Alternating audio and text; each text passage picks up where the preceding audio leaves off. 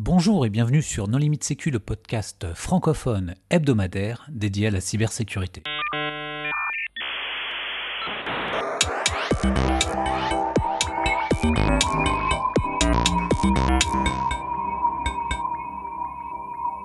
Alors aujourd'hui, nous allons parler d'investigation numérique judiciaire avec Mathieu Audibert. Bonjour Mathieu. Bonjour. Pour discuter avec lui, les contributeurs Non Limite Sécu sont Paul Amar. Bonjour. Nicolas Ruff. Bonjour. Étienne Ladan. Bonjour. Hervé Schauer. Bonjour. Et Marc-Antoine Ledieu. Bonjour. Alors Mathieu, en préambule, est-ce que tu voudrais bien te présenter ?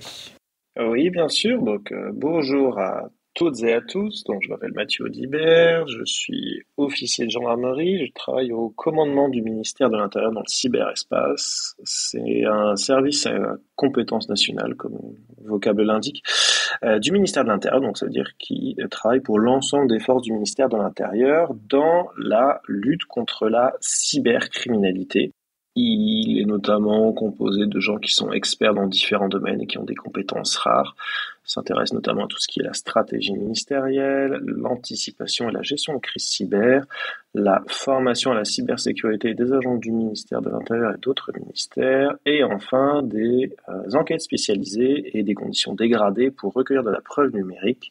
Et enfin, parallèlement à mes fonctions d'officier de gendarmerie, j'ai récemment soutenu une thèse de doctorat en droit privé et sciences criminelles qui porte sur le recueil numérique en procédure pénale. Alors donc nous allons parler d'investigation numérique judiciaire. Qu'est-ce que c'est ? Alors les investigations numériques, déjà, avant de parler d'investigation numérique judiciaire, les investigations judiciaires tout court.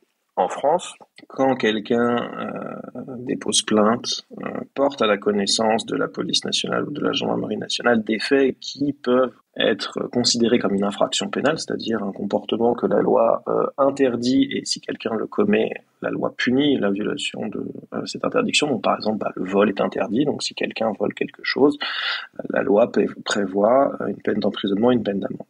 Les investigations judiciaires, donc, ce sont les actes d'enquête qui sont réalisés par les policiers, par les gendarmes, dans certaines circonstances par les douaniers aussi, sous la direction principalement du procureur de la République, donc dans le cadre des enquêtes. On en distingue deux grands types des enquêtes. Les enquêtes dites de flagrance, l'infraction vient de se commettre, le fameux flagrant délit, ou les enquêtes préliminaires, lorsque du coup, par opposition, bien évidemment, nous ne sommes plus en face d'un flagrant délit ou d'un crime flagrant. Et enfin, un peu plus marginal en pourcentage, nous avons ce qu'on appelle les informations judiciaires. Donc, ce sont les enquêtes qui sont dirigées par un juge d'instruction et qui sont réservées aux situations les plus complexes ou en tout cas les plus graves. Et l'actualité nous montre assez récemment, quand on dit dans les médias, le procureur de la République a ouvert une information judiciaire, ça veut dire qu'il a saisi un juge d'instruction. Donc là, dans cette situation, c'est un magistrat, ce qu'on appelle du siège, donc un juge qui est indépendant et qui mène l'enquête. Donc voilà, le résumé de manière très brève, ce qu'on entend par investigation judiciaire. Après, les investigations numériques judiciaires. Comme il n'a échappé à personne, nous sommes en 2025, nous vivons dans un monde que d'aucuns qualifient d'hyper-connecté, où en tout état de cause, le numérique est partout. Tout à chacun peut se rendre compte de l'importance que revêt son téléphone portable, son ordinateur, sa tablette. Certains, par exemple, vont déjeuner au campus cyber de la Défense avec leur iPad pour continuer à suivre l'actualité cyber. D'autres vont utiliser leur téléphone portable jusqu'à sur les toilettes, une chose que l'hygiène de base réprouve. Quand d'autres vont utiliser un téléphone pour la vie de tous les jours, chercher un itinéraire, faire des achats, payer ses impôts, réserver un bien, une voiture, payer à l'étranger, etc., etc. Le numérique est partout, ça veut dire aussi que le numérique permet d'enregistrer, de fixer numériquement un certain nombre d'événements qui ont attrait à la vie de tous les jours.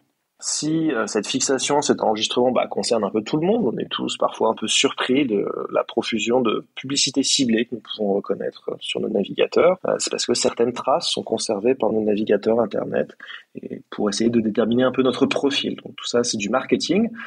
Mais ces traces, elles sont aussi utiles pour les enquêteurs et notamment parce que les délinquants, les criminels, les gens qui ont des intentions pas louables, qui s'en prennent soit à la propriété d'autrui, soit à la personne d'autrui, comme on dit, vont utiliser des outils numériques pour commettre des infractions, puisque l'histoire montre que quand il y a des progrès technologiques, ce qui est utilisé par la majorité de la société à des fins légales est parfois, si ce n'est toujours, utilisé, dévoyé à des fins illégales par des gens pour commettre des infractions. Et pour vous donner un exemple très simple, tout le monde reçoit parfois plusieurs fois par jour des SMS ou des appels non désirés, des SMS qui vous invitent à renouveler votre carte vitale, à commander votre vignette critère R. Ou alors vous invite à payer une contravention. Bien évidemment, tous ces SMS sont des tentatives d'escroquerie et visent à dérober des données bancaires. Donc l'escroquerie par exemple, le fait de tromper quelqu'un pour obtenir quelque chose en échange, la plupart du temps de l'argent, c'est quelque chose qui existe depuis des siècles. Le numérique n'a rien inventé, le numérique a juste permis d'avoir un nombre de victimes bien plus important et c'est l'une des caractéristiques des investigations numériques, mais on aura l'occasion d'en reparler tout à l'heure. Nous sommes dans un monde numérique, un monde sans frontières, où en quelques clics on change de pays, on change de continent, et c'est la raison pour laquelle les investigations numériques judiciaires, conduites donc par les policiers et les gendarmes sous l'autorité des magistrats, prennent une place de plus en plus importante dans quasiment toutes les enquêtes pénales. Je terminerai par là ce propos introductif, dont à peu près 85% maintenant des enquêtes judiciaires qui sont réalisées par les services d'enquête, on retrouve à différents degrés que ce soit une composante numérique. Ce sont des chiffres de la Commission européenne. Alors du coup, moi j'ai quand même des questions pratiques, par exemple sur l'investigation. Est-ce que vous êtes encore à copier des disques durs, par exemple, comme vous faites avec les téléphones, toutes ces choses-là, parce que ça fait longtemps qu'on n'a pas fait d'épisodes sur tout ce qui est investigation judiciaire, expertise judiciaire, mais j'imagine que ça a beaucoup évolué. Avec le cloud, tu risques pas de copier le disque dur. Ah si, tu copies des disques virtuels. Tu récupères des VHD, enfin sur des ESX, tu récupères des copies de disques, mais c'est pas des... Tu peux pas les faire à casser les brides, quoi. Alors après, tout dépend en fait de ce qu'on veut obtenir. Déjà, avant de mettre en œuvre des outils comme une marque bien connue qui a été citée, il faut, en France en tout cas, vérifier si on a le droit de le faire. Donc on a la chance en France d'avoir un gros livre rouge qui s'appelle le Code de procédure pénale et qui prévoit un panel extrêmement vaste d'outils ou en tout cas de méthodes d'investigation numérique. On peut distinguer les choses de manière très simple. Soit on va parler d'investigation numérique, d'enquête numérique, soit on va parler de ce qu'on appelle de forensique ou de criminalistique numérique. Dans le premier cas, on va enquêter, c'est-à-dire qu'on va chercher, on va réaliser des investigations, on va chercher des traces, des indices, la plupart du temps qui sont distantes. Et pour la criminalistique, on va chercher à examiner des supports qui en matière numérique sont des disques durs, des téléphones, des voitures connectées maintenant, il y a de plus en plus d'électronique dans les véhicules, des avions, etc., pour chercher des éléments de preuve à l'intérieur. Après, le cadre va différer, pour revenir à ce qui a été dit tout à l'heure, parce qu'il y a des termes qui sont parfois employés dans les médias. Il peut y avoir une petite confusion. Donc, il y a les enquêteurs, les policiers, les gendarmes, qui sont juridiquement ce qu'on appelle des officiers de police judiciaire ou des agents de police judiciaire, qui peuvent faire un certain nombre de choses. Il y a ce qu'on appelle des personnes qualifiées, donc c'est des gens qui ont des compétences particulières et qui peuvent être requises par les enquêteurs dans le cadre des enquêtes. Et enfin, il y a ce qu'on appelle au sens strict les experts du judiciaire, qui sont des gens qui sont désignés par ordonnance d'un juge ou d'une juridiction de jugement et qui, eux, ont pour mission de réaliser des expertises judiciaires qui peuvent faire après l'objet de contre-expertise, bien évidemment. Et en fait, tous ces différents acteurs, ils peuvent utiliser une palette d'outils. Mais si globalement ces trois acteurs peuvent utiliser une mallette ou une suite logicielle qui permet d'extraire des données d'un téléphone portable, l'expert par exemple ne pourra pas placer quelqu'un en garde à vue parce que c'est pas son travail. La personne qualifiée ne pourra pas faire ça non plus. Donc en réalité, il faut vraiment distinguer par rapport aux différentes choses et aux différents buts qui sont poursuivis. Étant précisé que le but d'une enquête pénale, d'investigation judiciaire, c'est dans un premier temps, côté enquêteur, rechercher des traces et des indices qui vont être ensuite présentés à un juge qui va ensuite déterminer si ce sont des preuves ou non, et si ce sont des preuves, si elles sont à charge et à décharge, c'est-à-dire est-ce qu'elles permettent de fonder, de justifier la condamnation d'une personne, ou alors est-ce qu'elles mettent la personne hors de cause, parce qu'en France, on ne peut pas condamner quelqu'un sans preuve de sa culpabilité. Parce que je me souviens d'un cas auquel Hervé a assisté d'ailleurs, où il y avait des stations Solaris qui avaient été saisies et trouvé des moyen d'accéder à des disques durs, je ne sais plus ce que c'était du micro-SCSI ou des choses comme ça. Avec le file system de l'époque, ça avait été compliqué. Mais c'est peut-être de l'ordre de l'anecdote. Aujourd'hui, ton travail précisément, ça consiste en quoi? C'est-à-dire, est-ce que tu vas plutôt aller influencer la législation en allant parler à des parlementaires, ou est-ce que tu vas plutôt travailler sur justement la partie technique et la partie outils Alors, moi, mon travail, c'est, comme je suis juriste de formation, mon travail à ce stade, en ce moment, au COM CyberMI, donc je commande un département qui s'occupe de tout ce qui est doctrine et prospective juridique, et comme son nom l'indique, c'est dès lors qu'une question juridique se pose, soit par rapport à une situation actuelle, par rapport à un dossier d'enquête, par exemple, ou parce que il y a des difficultés qui sont remontées par les acteurs de terrain, les enquêteurs, les policiers et les gendarmes, de trouver des solutions juridiques à des problèmes. L'idée étant, encore une fois, que les enquêteurs, et au-delà des enquêteurs, les magistrats, disposent d'outils juridiques qui soient le plus adéquats, le plus en adéquation avec les besoins qui peuvent être ceux des enquêteurs. De manière très concrète, on a des personnes qui, par exemple, vont exiger des choses, vont demander des choses, et juridiquement, on ne va pas avoir la possibilité de le faire, ou alors on ne sait pas. L'enquêteur ne sait pas, et du coup, il va, par rapport au cas de son enquête, il va nous saisir et il va nous demander si on a des réflexions, si on a des solutions en termes de stratégie d'investigation à développer, et partant d'une connaissance assez fine de la procédure pénale et des techniques d'enquête, effectivement, ça nous amène à construire des raisonnements et des stratégies d'enquête pour après avoir une procédure qui soit la moins risquée juridiquement possible, d'une part parce que tous les enquêteurs déjà respecte la loi, donc on n'est pas là pour commettre des infractions pénales, et d'autre part parce que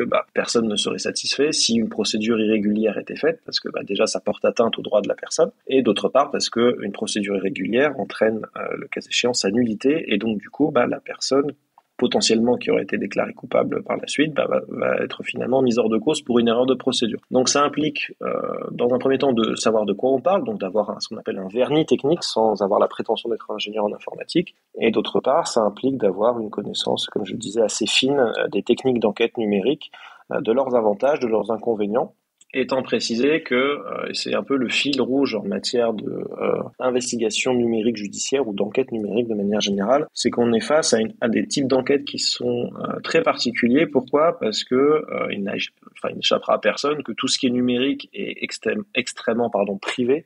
Sur un téléphone, maintenant, on peut accéder à la vie numérique de n'importe qui, on peut récupérer des photos, on peut récupérer certaines données qui ont été effacées, on peut casser les codes de déverrouillage des iPhones ou des Android, donc par nature, les investigations numériques, qu'elles soient judiciaires ou non, mais encore plus quand elles sont judiciaires, par nature, ces investigations sont ce qu'on appelle attentatoires à la vie privée des personnes, et comme nous vivons dans un état de droit avec un certain nombre de principes à respecter, et notamment le respect de la vie privée, il faut bien à chaque fois qu'on ait le souci de cette gradation, cette proportionnalité, c'est-à-dire que on ne va pas déployer des moyens d'enquête extrêmement intrusifs pour toutes les infractions.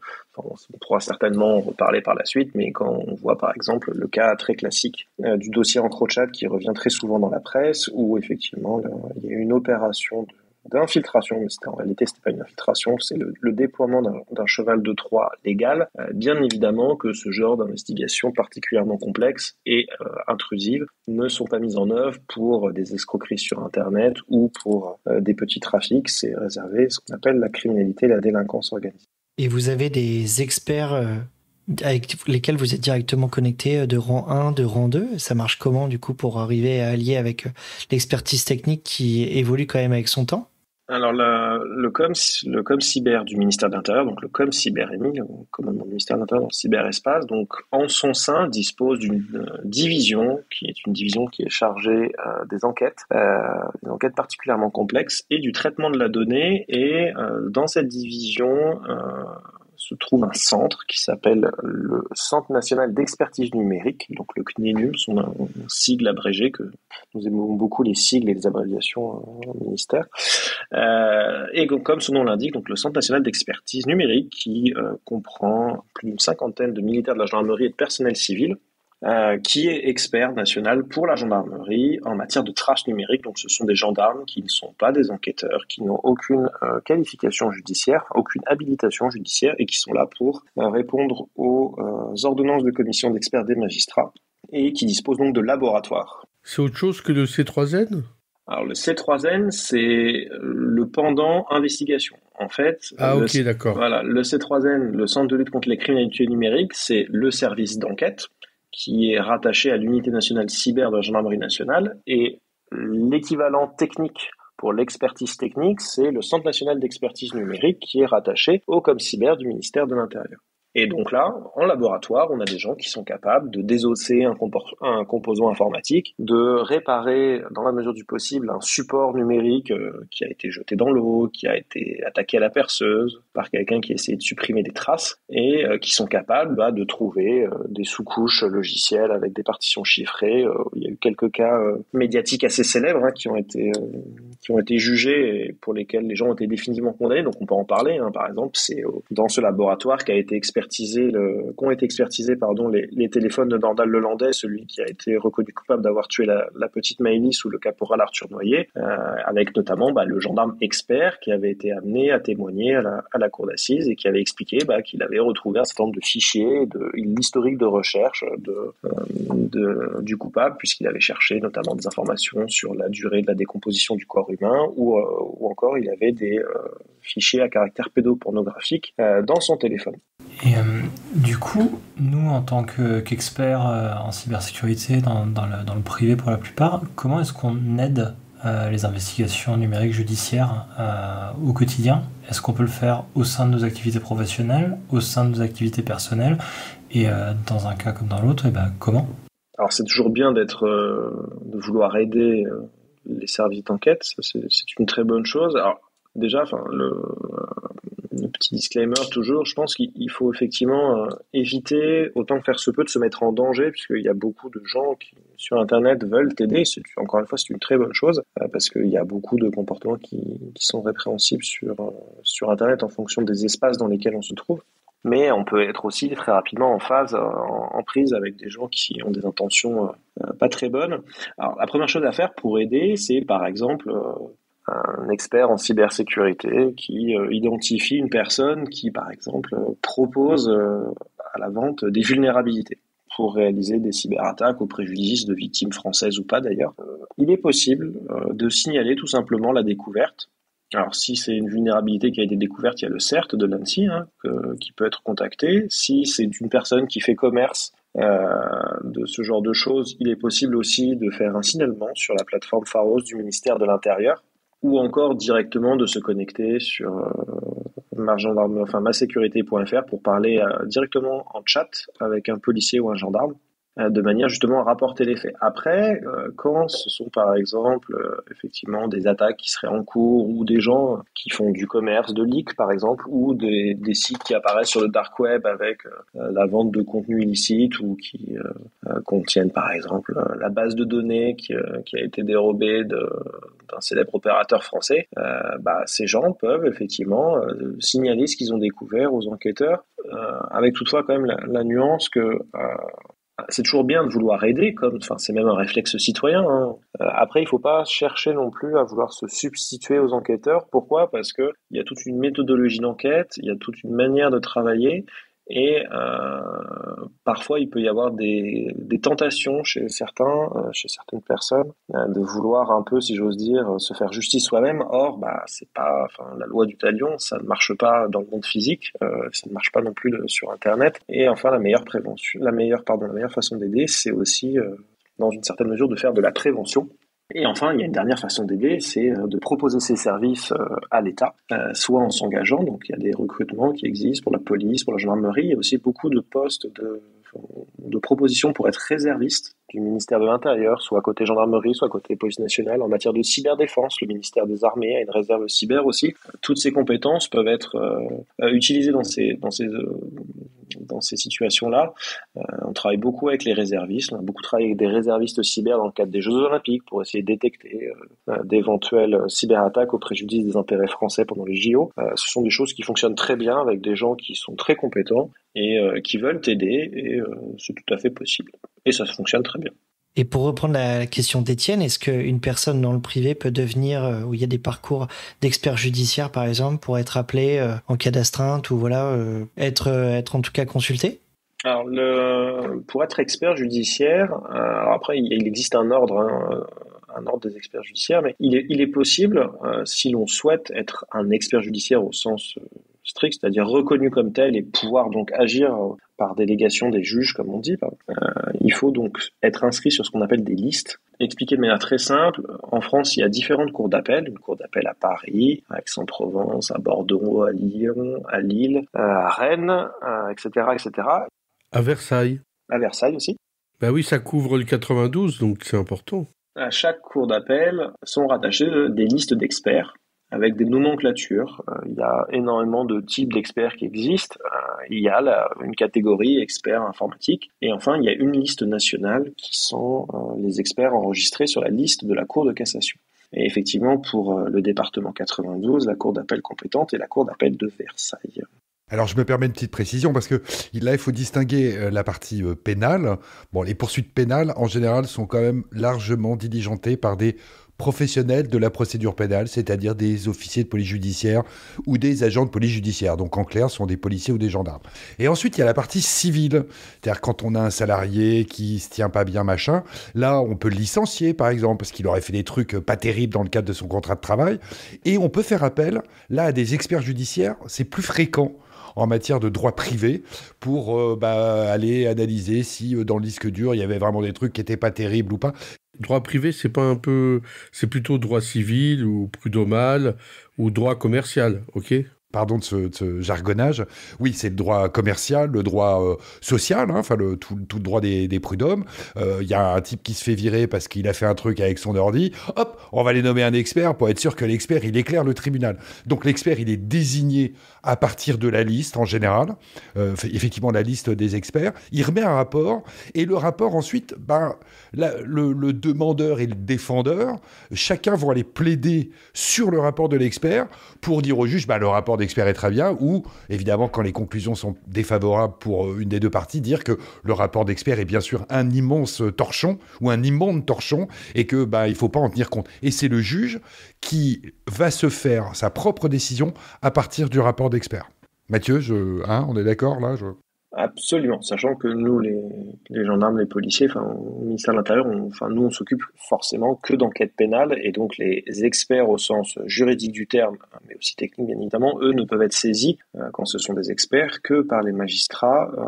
Et sinon, après, dans le cadre des enquêtes, ils peuvent être saisis par les enquêteurs, et dans ce cas-là, on parle de réquisition à personne qualifiée. Mais tout à fait, il y a beaucoup d'acteurs privés dans le cadre des litiges de la vie de tous les jours, où ils demandent aux magistrats du tribunal judiciaire de désigner un expert. Et parfois, il y a des choses d'ailleurs qui sont découvertes à l'occasion de litiges privés. Donc par exemple, l'exemple parfait, c'est la relation employeur et salarié. Où parfois, il y a une expertise qui est faite sur du matériel et il y a après des infractions pénales qui apparaissent comme une atteinte au secret professionnel ou des clauses de non-concurrence qui sont pas respectées. Ou encore, parfois, malheureusement, la découverte de fichiers interdits sur le réseau de l'entreprise ou sur l'ordinateur du salarié. Oui, parce qu'il faut savoir qu'aujourd'hui, quand il y a des expertises privées, j'entends par là un litige d'un employeur vis-à-vis de son salarié, en respectant toutes les règles, on va inspecter qui les disques durs ou qui les VM qui sont stockés sur les serveurs de l'entreprise. Et moi, j'ai pas beaucoup, mais j'ai régulièrement des appels où tout d'un coup, l'employeur découvre que un de ses salariés stocke une quantité d'images, porno. Pourquoi pas ? Ça, à la limite, c'est pas trop interdit. Dès qu'on va taper dans la pédoporno, là, tout de suite, ça fait rigoler personne.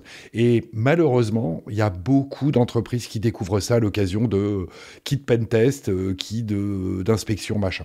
C'est un truc qui arrive maintenant assez régulièrement.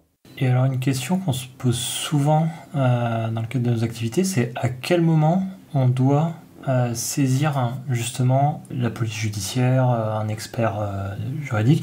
C'est au moment où on passe dans le délit, au moment où on passe dans le crime, dès la première infraction. Dans le jargon, c'est à quel moment on est censé saisir les forces de l'ordre ? Alors, de manière très abstraite, par principe, il faut commettre aucune infraction sur Internet. 1, parce que c'est pas bien, 2, parce que c'est illégal, et 3, parce que... Ma question était, dans le cadre de nos activités quotidiennes au sein de l'entreprise, on est amené à constater quelque chose qui pourrait relever de l'infraction. Qu'est-ce que je dois faire ?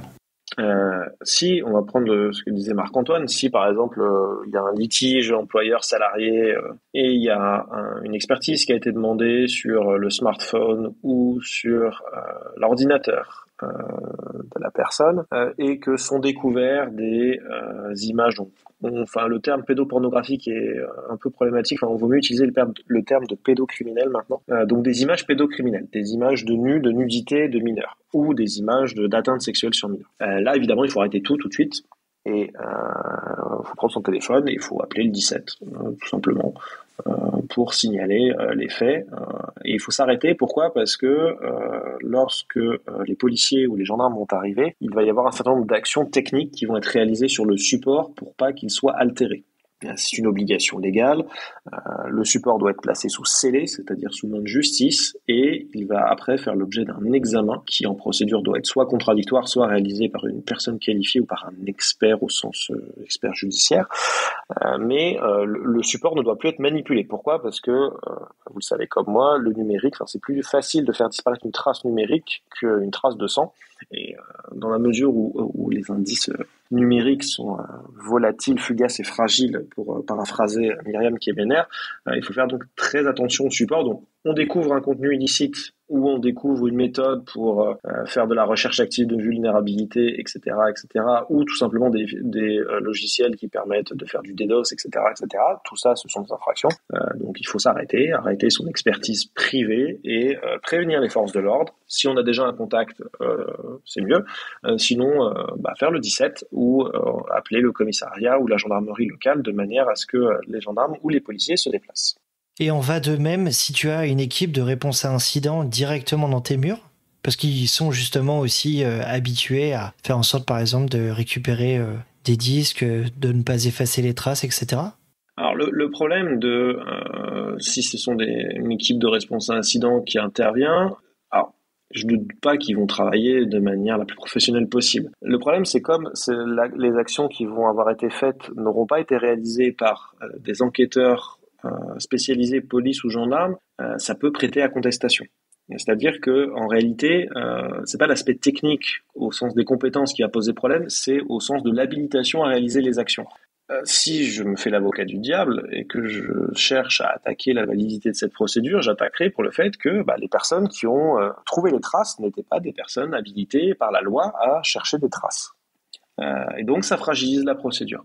C'est pour ça que dans ce genre de situation, il faut faire appel aux services de l'État, police ou gendarmerie, qui encore une fois sont là pour ça, de manière à ce que des enquêteurs formés et habilités se transportent sur les lieux le plus rapidement possible, étant précisé que maintenant, en 2025, c'était déjà le cas il y a quelques années, mais ça l'est encore plus maintenant, que ce soit la police nationale ou la gendarmerie nationale, il y a de plus en plus de policiers, de gendarmes qui sont formés à minima pour gérer ce qu'on appelle une scène de crime numérique, donc qui sont en mesure de saisir un support, que ce soit un téléphone, un ordinateur, ou de faire une copie en live forensique ou en post-mortem, le cas échéant, d'un support numérique. Donc il faut vraiment pas hésiter à appeler et à s'appuyer sur les compétences des policiers et des gendarmes, même en région, même entre guillemets au fin fond de la province, on trouve des policiers et des gendarmes qui sont capables de faire un beau scellé d'un téléphone portable, d'éviter qu'il soit wipé à distance par quelqu'un qui aurait l'accès au compte Google ou au compte iCloud. Au moins, on est sûr comme ça que le support numérique et les données qu'il contient ne sont pas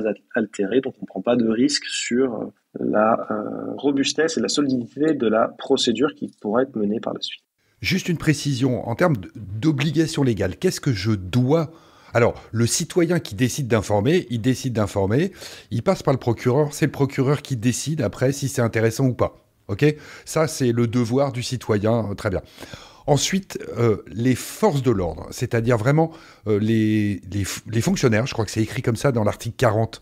Je parle sous contrôle de Mathieu qui connaît bien mieux la procédure pénale que moi, mais à un moment, juste 2-3 trucs. Sur l'article 40 du Code de procédure pénale, ce sont les fonctionnaires et donc bien sûr les officiers de police judiciaire qui, eux, ont l'obligation de remonter des crimes ou des délits dont ils auraient connaissance. Et quand on va passer au niveau général de tout le monde, le seul délit qui existe, c'est celui de non-dénonciation de crimes, qui permet d'en intercepter, d'en atténuer les effets ou d'en empêcher la commission. Mais donc, on ne peut pas, quand on est simple citoyen, en entreprise, tout ce qu'on veut, le fait de ne pas dénoncer un délit n'est pas une faute pénale en soi, ça n'est possible ça que pour les crimes. Donc il faut y aller quand même extrêmement grave, et la pédocriminalité, si c'est criminel, quand on en est informé, là, quand on en a connaissance, là, on a l'obligation légale d'en informer l'autorité judiciaire. Mais c'est le seul cas. Et à ma connaissance, à part la pédocriminalité en matière numérique, ce qu'on peut trouver soit sur les réseaux ou machin, enfin à moins d'assister à un film avec des scènes de torture, les snuff movies, les trucs comme ça, là où on sent qu'on tape dans le grave quand même. À part ça, il n'y a pas d'obligation légale. Mais le devoir du citoyen, de tout un chacun, peut être d'informer, et on ne dénonce pas bien sûr là, on informe l'autorité judiciaire qui elle va décider oui, non, on poursuit pas.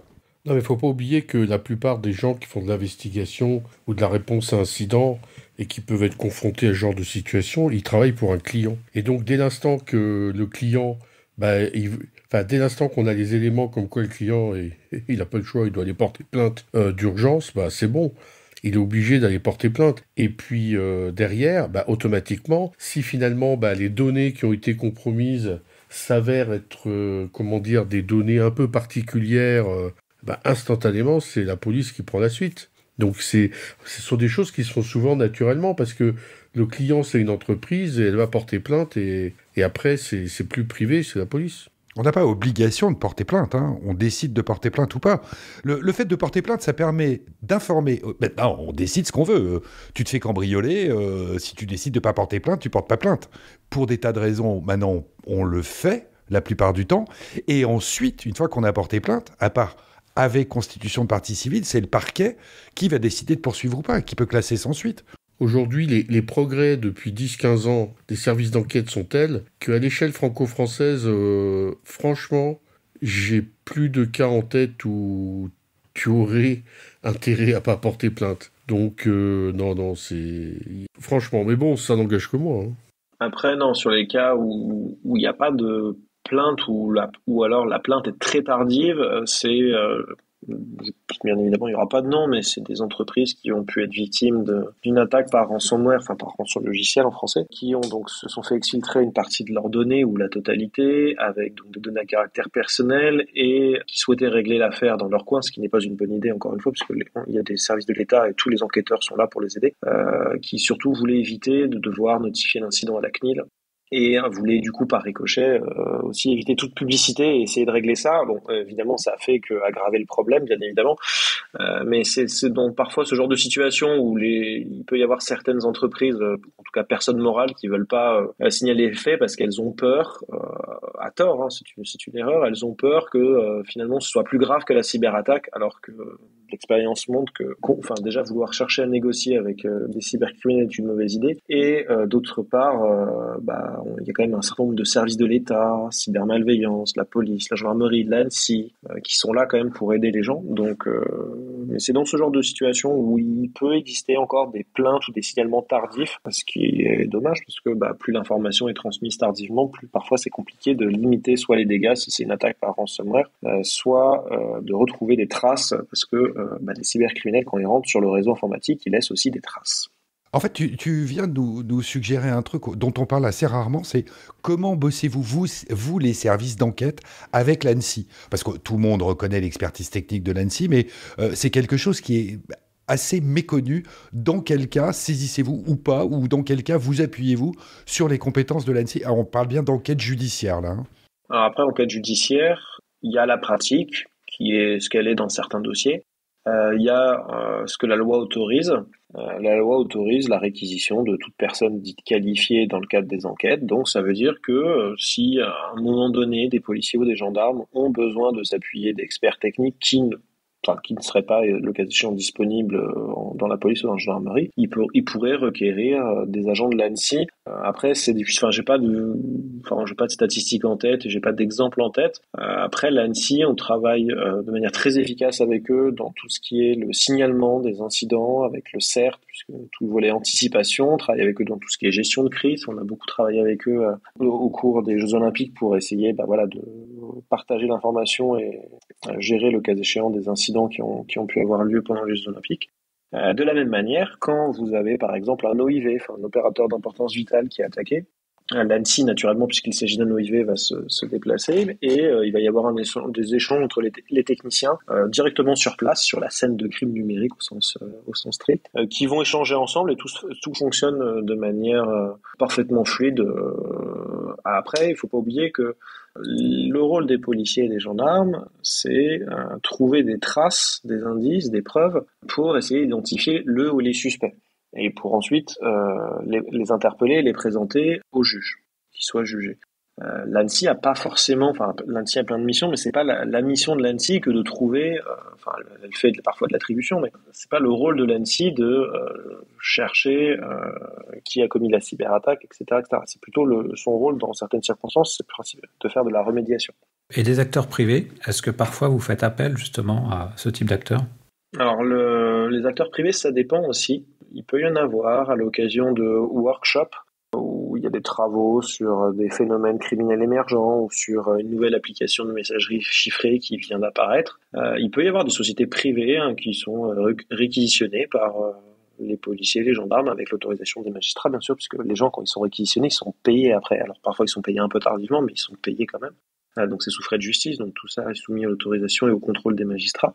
Et après, vous avez aussi des gens, des entreprises qui ont des contrats d'assurance cyber et lorsqu'elles activent leur contrat d'assurance à la suite d'une attaque par ransomware, d'ailleurs la loi maintenant leur impose de déposer plainte dans les 72 heures après la connaissance de la cyberattaque, puisque sinon le contrat après ne pourra plus fonctionner. En fait, on se retrouve avec les policiers, les gendarmes qui sont à côté de l'entreprise privée de remédiation, qui peut être un acteur français. Je vais pas faire de pub, mais il y a plein d'acteurs en France qui sont connus. Et là encore, c'est pareil. Après, l'enquête judiciaire sera toujours prioritaire quand même malgré tout, même si on comprend les nécessités de la remédiation et de faire en sorte que l'entreprise puisse redémarrer le plus vite possible pour limiter son préjudice. Mais là encore, c'est comme lorsqu'il y a un accident qui impacte les trains par exemple, ou un accident de la circulation grave ou pas grave, où ça bloque l'autoroute, on est bien conscient qu'il faut que ça refonctionne et que ça réouvre le plus rapidement possible pour limiter les impacts. Mais c'est quand même l'enquête judiciaire qui demeure prioritaire puisque une fois qu'on a tout remis en place ou qu'on a tout effacé pour restaurer par des sauvegardes, il va plus y avoir de traces de l'intrusion. Les 72 heures, c'est un challenge. C'est un challenge dans le sens que c'est pas si facile que ça.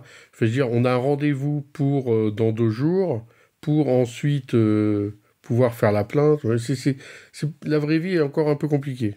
Alors après, sur la plainte pour les attaques par ransomware, les atteintes au système de traitement automatisé de données, parce que c'est un peu plus large, le périmètre des 72 heures pour les entreprises qui ont un contrat d'assurance cyber, ça peut être fait directement par Internet, la plainte. Il y a un téléservice qui est accessible sur servicepublic.fr qui s'appelle la plateforme TZ du ministère de l'Intérieur, qui permet de déposer plainte après s'être authentifié avec France Connect. C'est pas une vraie plainte, ça? Si, c'est une vraie plainte. Juridiquement, c'est une plainte. Ça permet l'ouverture d'une enquête judiciaire et pour déposer plainte dans les 72 heures. On va ajouter ça alors aux procédures d'urgence, se préparer à apprendre à être authentifié et pouvoir le faire en ligne alors. Ok. Voilà, sachant qu'aussi, comme je le dis, parce que j'ai fait une intervention récemment au campus cyber sur cette question de la plainte dans les 72 heures après une attaque par ransomware ou une autre forme de cyberattaque. Une plainte n'est pas isolée. Je veux dire, une plainte, ça peut être complété après d'une autre déposition quand on sait un peu plus ce qui s'est passé. La loi, elle dit juste déposer plainte dans les 72 heures après la connaissance. On n'a pas dit après la survenue, on a dit après la connaissance. Donc c'est quand la victime, le RSSI par exemple, découvre qu'il y a une cyberattaque sur l'infrastructure. Il faut juste qu'une personne, un représentant de la personne morale qui a le pouvoir de déposer plainte au nom de l'entreprise, donc, ce qui pose la question dans la préparation de qui a mandat pour déposer plainte, ce qui est une vraie question parce que si c'est quelqu'un qui est en vacances à l'autre bout du monde, c'est compliqué. Il faut juste qu'une personne pousse la porte d'un commissariat de police ou d'une brigade de gendarmerie ou se connecte sur la plateforme TZ et fasse un dépôt de plainte. Ben non, par Internet, il peut être à l'autre bout du monde, c'est pas compliqué. Oui, alors après, entre le décalage horaire, est-ce qu'il a son tout FA pour s'authentifier sur France Connect? Ça, après, je ne maîtrise pas. Hein. Dans certains pays, il vaut mieux pas prendre tous ces ordinateurs ou téléphones, mais après, ça peut être fait au commissariat ou à la brigade de gendarmerie la plus proche. Hein. Et après, en tout état de cause, quand on va déposer plainte, la police ou la gendarmerie n'exige pas que la victime, le plaignant comme on dit, il ait déjà fait l'enquête et qu'il communique tout. Ça, après, c'est le rôle des policiers et des gendarmes. On peut très bien déposer plainte le jour 1 et une fois qu'on a eu quelques examens techniques, on a l'équipe de remédiation qui est venue, les policiers et les gendarmes qui sont venus, il va certainement y avoir après une audition complémentaire où là, on en saura un peu plus et on aura un peu plus avancé, bien évidemment. Comment tu vois l'évolution de ton poste ou en tout cas de l'écosystème dans lequel tu es? Est-ce que tu as vu des vrais points d'inflexion ces dernières années? Comment tu imagines un petit peu la suite? L'avenir est complexe, je dirais. Il y a le gros challenge, les gros enjeux en matière d'intelligence artificielle, maintenant tous les jours. On en parle dans les médias, le président de la République en a parlé. On voit les différents potentiels de l'intelligence artificielle, aussi bien pour les enquêteurs que pour les cybercriminels, ou pour de manière générale les gens qui commettent des infractions sur Internet. Il y a aussi plein d'enjeux. Comme je le disais, on est quand même sur des sujets qui sont très sensibles, puisqu'on va toucher à la vie privée des gens. On est face à ce qu'on appelle des écosystèmes juridiques, l'Union européenne, le Conseil de l'Europe, où on cherche quand même à limiter l'intrusion des pouvoirs publics dans la vie privée. Et en réalité, c'est toute cette question d'équilibre, de mise en balance ou de pondération, puisque, comme je vous le disais, l'enquête judiciaire, qu'elle soit numérique ou non, est forcément intrusive. On est obligé de pénétrer dans la vie des gens. Quand vous avez le policier ou le gendarme qui va utiliser la mallette qu'il a à sa disposition pour faire un dump du téléphone portable, il va copier tout ou partie des données qui sont présentes dans le téléphone portable. Il va récupérer parfois les tokens pour se connecter à des clouds distants, ou il va récupérer le trousseau iCloud ou un fichier tout simplement avec écrit dedans login mot de passe. Et par ricochet, il pourra rebondir dans le cadre de la perquisition en ligne, etc., à différents espaces numériques qui sont connectés. Bref, aujourd'hui, on peut accéder à quasiment tout. Toute la vie numérique d'une personne dans le cadre d'une enquête judiciaire réalisée sous le contrôle d'un magistrat. Ces dernières années, le sujet est très technique, on peut pas, c'est compliqué à résumer en quelques minutes, mais ces dernières années, on a quand même un resserrement des pouvoirs des enquêteurs par un certain nombre de décisions, je pense à la Cour de justice de l'Union européenne, principalement sur le grand sujet des données de connexion, où en fait on cherche à limiter l'intrusion dans la vie privée des citoyens et des personnes qui sont présentes dans l'Union européenne. Alors, c'est une bonne chose, bien évidemment, mais ce faisant, ça déplace un peu plus le curseur côté enquêteur et côté magistrat sur, effectivement, la recherche de preuves, de traces et d'indices. Et on le voit ces dernières années, il y a quand même un renforcement très net des contrôles qui doivent être réalisés par différentes autorités sur les actions des enquêteurs. Il faut se réjouir objectivement parce qu'encore une fois, on est dans un état de droit et c'est normal qu'il y ait des contrôles qui soient faits par rapport à des mesures intrusives, mais il ne faut pas non plus arriver à un degré de contrôle où il y aurait une paralysie complète du système. Pourquoi ? Parce que, comme je vous le disais, la cybercriminalité, c'est quand même une délinquance de masse. Ça génère autant, si ce n'est plus d'argent au niveau mondial que le trafic de stupéfiants, sauf que c'est moins visible. Comme c'est moins visible, on en parle moins, forcément, sauf quand malheureusement vous avez une dame qui est escroquée par un fraude Brad Pitt et qui perd, je crois, 800 000 euros à peu près.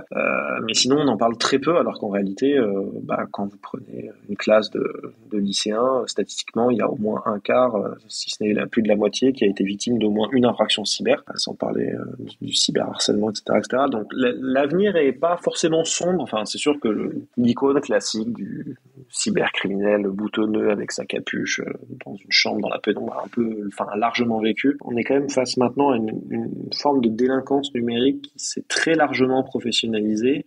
J'ai coutume de dire que vous avez des groupes criminels organisés qui autrefois opéraient dans le monde physique et qui se sont déplacés au gré des années dans le monde numérique. Pourquoi ? Parce qu'en réalité, c'est des gens qui sont assez rationnels, qui fonctionnent donc par un calcul que tout le monde connaît, quel est mon risque, quels sont mes gains et qu'est-ce que je dois dépenser comme argent, en l'occurrence eux pour commettre des infractions. Force est de constater que dans certaines situations, c'est moins risqué et c'est moins pénalement sanctionné et ça coûte moins cher de faire un braquage numérique qu'une attaque de fourgon blindé ou qu'une attaque de banque.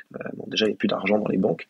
Mais encore une fois, je donne beaucoup cet exemple. Quand vous avez quelqu'un qui fait sauter un distributeur automatique de billets ou qui arrive avec une arme pour braquer la personne au guichet, Si c'est avec une arme, c'est un vol à main armée, c'est un crime, donc la personne encourt la cour d'assises et une peine de réclusion criminelle. Si c'est une attaque de fourgon blindé, c'est avec une arme, c'est aussi avec un vol à main armée. Si c'est un distributeur qu'on fait exploser, c'est destruction d'un bien par un moyen explosif.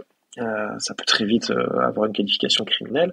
Si on a une équipe qui vient faire du mouse jacking sur nos distributeurs de billets, principalement en zone rurale ou en tout cas périurbaine, qui cherche à hacker le distributeur de billets pour le vider, juridiquement, c'est une atteinte à un système de traitement automatisé de données, certes commis en bande organisée, mais ça reste un délit qui est quand même bien moins puni qu'une attaque de fourgon blindé ou qu'une attaque de banque. Et c'est plus rentable. Et c'est moins risqué, on risque pas de se faire tirer dessus, il y a juste à trouver l'endroit où on peut plugger la clé USB ou trouver le port RJ45 sur le distributeur automatique de billets. Et ça, on le voit de plus en plus, et ça, les cybercriminels l'ont parfaitement compris. Il y a sur Internet, sur le dark web, une économie du cybercrime. Enfin, ces derniers temps, on parlait des plateformes RAS, pour Ransomware as a Service. Vous avez des gens qui sont spécialisés dans la commercialisation, dans la conception de logiciels malveillants pour réaliser des cyberattaques. Vous avez des gens qui sont spécialisés dans la négociation et dans la pression psychologique sur les victimes. Et vous avez enfin des gens qui sont spécialisés dans le blanchiment, principalement via des actifs numériques, puisque l'argent, c'est le nerf de la guerre. Et tout cet écosystème est en mouvement, pour paraphraser cette fois-ci Eric Freycinet, et continue d'être en mouvement. Pour en conclure sur ce point, l'avenir n'est pas sombre, l'avenir est plein de défis, et c'est pour ça d'ailleurs qu'on a plein de policiers ou de gendarmes qui se forment, et d'ailleurs c'est aussi pour ça qu'on cherche à recruter tous les gens que cette forme de délinquance intéresse. Écoute, ça me semble une très très bonne conclusion, mais peut-être que tu souhaiterais ajouter quelque chose en mot de la fin. Déjà, je voudrais vous remercier pour cette invitation et j'espère que ça pourra aider le plus grand nombre d'auditrices et d'auditeurs. Il y a plein de documentation sur Internet, sur le site du ministère de l'Intérieur. Vous avez une application qui peut être téléchargée sur iPhone, sur Android, donc Ma Sécurité.fr, qui a aussi une rubrique Conseil cyber. La meilleure façon de se protéger contre la cybercriminalité, c'est de s'informer. Il y a beaucoup d'entreprises, il y a beaucoup d'associations françaises. On a un écosystème français quand même qui est très vivant. Il n'y a pas que le côté sombre, il y a plein de gens qui sont là pour faire de la prévention dans les écoles, les collèges et les lycées. Pour terminer, l'avenir c'est les jeunes. Moi, comme vous, j'ai connu l'internet balbutiant avec les connexions 56K, qui étaient assez pénibles. Maintenant, on a des jeunes qui se retrouvent très tôt avec des téléphones sans limite, sans éducation numérique. L'interdiction parfois est nécessaire en matière de numérique, mais l'éducation est souvent, si ce n'est toujours, la clé. Donc il ne faut pas avoir peur du numérique, il faut juste apprendre à s'en servir et apprendre à nos enfants à s'en servir aussi. Eh bien, merci Mathieu, merci d'avoir accepté notre invitation, merci aux contributeurs. Chers auditeurs, nous espérons que cet épisode vous aura intéressé et nous vous donnons rendez-vous la semaine prochaine pour un nouveau podcast. Au revoir. Au revoir. Au revoir.